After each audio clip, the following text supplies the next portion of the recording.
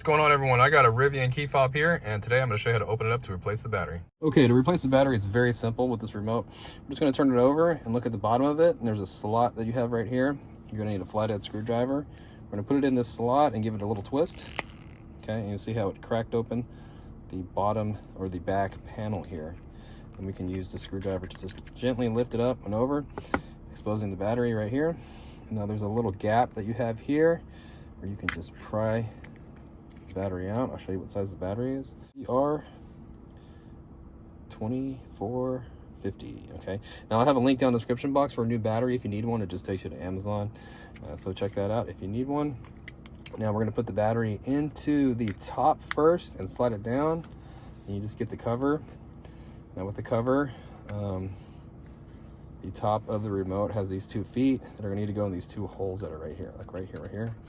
Just do this, slap it together, and we're all done. Hope the video was helpful, and it was. Appreciate it. Hit that like button for me, leave me a comment if you could. See you in another video.